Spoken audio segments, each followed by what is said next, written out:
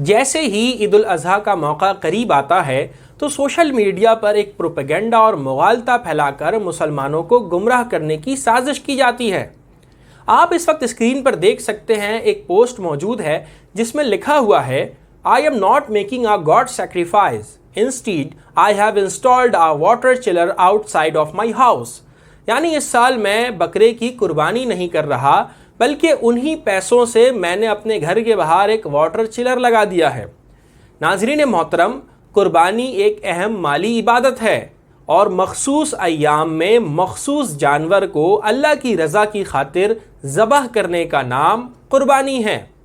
اسلام میں ہرگز ایسا نہیں ہے کہ کسی عمل کی جگہ دوسرا عمل کر لیا جائے،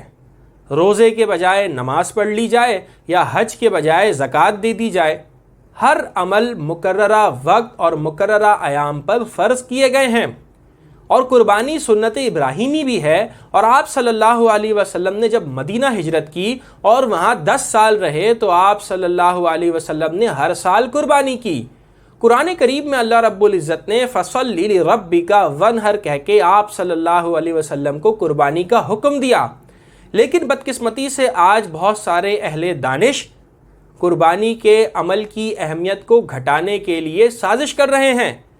آپ تمام لوگوں کو معلوم ہے کہ اگر عدالت کوئی حکم دے دے تو بڑے بڑے سرمایہ دار، سیاستدان اور دانشور اس حکم کی خلاف ورزی نہیں کر سکتے،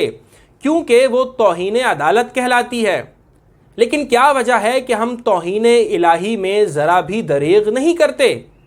جس طرح عدالت کا حکم اور اس کی خلاف ورزی کرنا توہین عدالت ہے، بالکل اسی طرح سے خدا کے حکم کی خلاف ورزی کرنا توہین الہی کہلاتا ہے۔ عام طور پہ ہم تمام لوگ اپنی زندگی میں بہت سارے خرچ کرتے ہیں، منشیات میں سگریٹ، چرس، پان، گٹکا، اور اس کے علاوہ اگر ہم دیکھیں تو ہم ریسٹورنٹس میں بیٹھ کے کھانا کھاتے ہیں یا شادی بیاہ کے مختلف رسومات میں ہم لاکھوں روپے خرچ کر دیتے ہیں، لیکن اس وقت ہمیں نہ تو کسی غریب کی بیٹی کی شادی کروانا یاد رہتا ہے اور نہ ہی واٹر چلر لگانا یاد رہتا ہے۔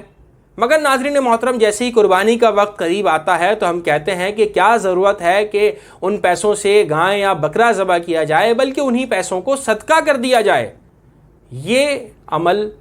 صدقہ کرنے کا کسی طور قابل قبول نہیں ہوگا۔ اگر کوئی شخص اپنی ساری زندگی صدقہ کر دے، ساری زندگی پیسے خرچ کرتا رہے اللہ کی رضا کے لیے، لیکن اگر وہ نماز نہ پڑھے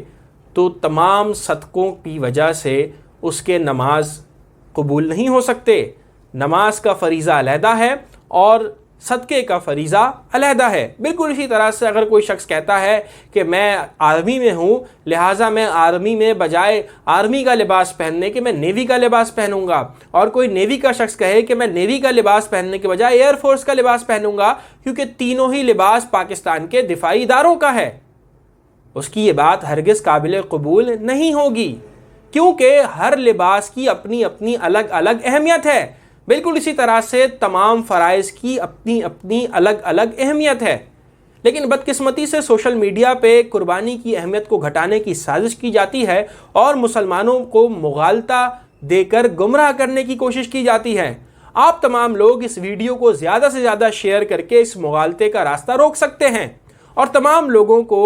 بتا سکتے ہیں کہ قربانی کی اہمیت کیا ہے، اور وہ تمام اہل دانش جو قربانی کے خلاف شب و روز کوششیں کر رہے ہیں ان کا جواب بھی دے سکتے ہیں۔